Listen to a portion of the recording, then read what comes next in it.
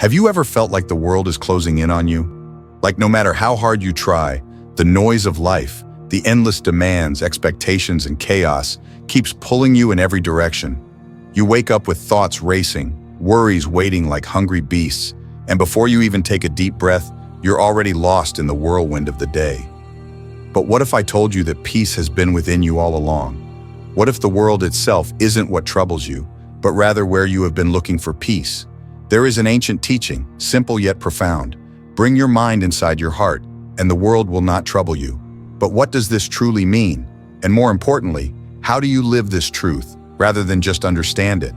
Today, let's go on a journey together. A journey not of escaping the world, but of shifting how you experience it. By the time we're done, you won't just know why this teaching is so powerful. You'll feel its truth deep in your bones. Most people live entirely in their heads, prisoners of an overactive mind. The mind is a restless thing, constantly running ahead into the future, fearing what's to come, or clinging to the past, replaying regrets like a broken record. It's always strategizing, analyzing, and solving, because that's what it was designed to do. But here's the problem. The mind was never meant to lead. It was meant to serve. The mind is an extraordinary tool, a masterful problem solver. It dissects, categorizes, and calculates with precision. It can plan a journey, solve equations, build cities, and craft stories. But despite all its brilliance, it has one critical flaw. It cannot experience peace. Peace is not a thought, it is a state of being. And the mind, left to its own devices, never stops moving long enough to be. When the mind is in charge, life feels like an endless battle. You try to control everything, anticipate every possible outcome, and avoid every discomfort. And yet, no matter how much effort you put in, something always feels off. Peace remains out of reach. Why? Because the mind, like a machine, can process reality, but it cannot feel it. It can understand love as a concept, but it cannot experience it. It can analyze joy, but it cannot embody it. The heart, however, can. The heart was meant to lead. It does not race ahead or cling to the past. It exists here and now. And when the mind surrenders to the heart, something remarkable happens. The noise fades, the struggle eases, and life, for the first time, begins to flow. When we speak of the heart, we are not talking about fleeting emotions or sentimental attachments. We are speaking of something much deeper, the still, unwavering center of your being. The heart is the place within you that does not shift with every passing thought or external event. It is the part of you that remains constant, no matter how turbulent life becomes. Think about the moments in your life when you felt truly here, when time seemed to slow, and the world for once was not something to fight or fix, but simply be in. Maybe it was the hush of dawn, the quiet depth of a loved one's gaze, or the way the wind moved through the trees as you sat in silence. In those moments, was your mind racing, or did everything feel whole just as it was? That is the heart's domain. The heart does not rush into the future with anxiety, nor does it grip the past with regret. It exists only in the now. And when you bring your awareness into the heart, when you shift from thinking to being, something profound happens. The mind quiets, the body releases its tension, and suddenly, life no longer feels like a battle. The world outside remains the same, full of unpredictability, full of storms, but its power over you fades. It's not that the storms stop, it's that you no longer stand in the rain. You step back into the shelter of your own being, where peace has been waiting for you all along. Here is where many people misunderstand. To bring your mind into your heart does not mean that life will suddenly become easy. It does not mean you will be spared from challenges, nor does it mean that people will stop disappointing you, or that difficulties will disappear. The world will continue to be what it has always been, a mix of beauty and hardship, joy and sorrow, creation and destruction. But here's what will change. You. When the mind is in control, you are at the mercy of the world. A single critical comment can ruin your day. A delay, a rejection, an unexpected twist can send you into frustration or despair. Every wave of life feels like it has the power to pull you under. But when the mind is seated in the heart, you no longer react to life's chaos with the same intensity. The external world still moves, still shifts unpredictably, but you are no longer a puppet to its every movement. Imagine an ocean. At the surface, the waves crash and churn, rising and falling with the winds of circumstance. But deep below, at the heart of the ocean, there is a stillness that nothing disturbs. That is the experience of a heart-centered life. The waves above may rage, but they do not reach the depths where you reside. You do not deny the world, nor do you resist it. You simply exist within it, steady, anchored, unshaken. The world won't change, but you will. And in that transformation, you will find a freedom you never imagined possible. If you're still with me, I know what you're thinking.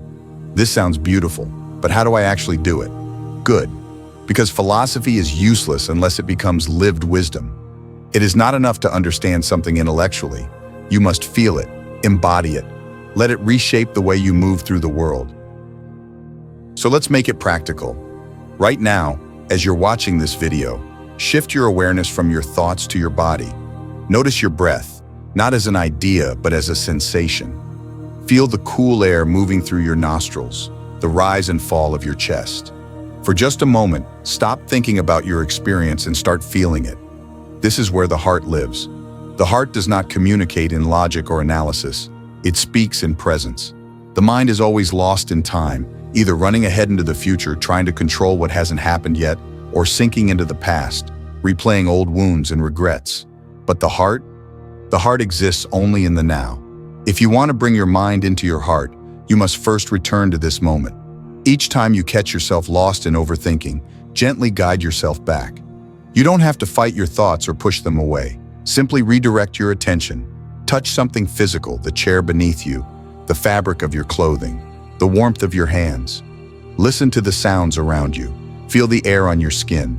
The more you practice this, the more natural it becomes, and the less power your thoughts will have over you. Another powerful way to shift into the heart is through breath. Try this. Close your eyes for a moment and imagine each inhale flowing directly into your heart. With every breath in, feel your chest expand, opening like a quiet invitation. With every exhale, soften. Let go of tension, of resistance, of the need to control. Just 3 breaths like this, and you will notice a shift. The mind slows, the body relaxes, and suddenly, you are here. And finally, the most difficult step, surrendering control. The mind clings because it is afraid. It believes that if it stops controlling, everything will fall apart. But what if the opposite is true? What if all the tension, the resistance, the struggle, what if that is what's keeping you trapped? Much of our suffering comes not from life itself, but from our resistance to it. We want things to be different. We want certainty, predictability, guarantees, and yet life refuses to be controlled. It moves in rhythms and cycles far beyond our understanding. What if just for today, you stopped fighting? What if you allowed life to unfold without trying to bend it to your will? Surrender does not mean passivity. It does not mean giving up. It means trusting that you do not have to carry the weight of the world. It means realizing that something deeper, something wiser is already guiding you, if only you let it. And the more you release, the more you will feel that quiet intelligence moving through your life, leading you exactly where you need to be. Let go, breathe, return to the heart. If you truly begin to live this way, if you shift from the mind's endless noise to the heart's quiet presence, something remarkable will happen. It won't be dramatic. There will be no fireworks, no grand moment of enlightenment. It will happen in the smallest, subtlest way. One day you will wake up and realize that the things that used to stress you no longer have the same hold. The pressure to prove yourself, to meet expectations, to control every detail of life. Somehow it all feels lighter. People's opinions won't shake you the way they once did. Unexpected events won't send you into panic. The same world that once felt overwhelming, exhausting, relentless, suddenly it feels different. Not because it has changed, but because you have. When your mind rests in your heart, you stop chasing peace, because you realize it has been here all along. You stop seeking happiness because you discover that you are happiness itself. The struggle dissolves, the resistance fades, and life for the first time feels effortless. The storms will still come. The world will continue its dance of highs and lows, of gains and losses. But you will be free. So right now in this very moment, let go. Take a breath. Step out of your mind's endless pursuit and into the stillness of your heart. Let the noise fade. Let the weight fall away. Bring your mind into your heart and rest.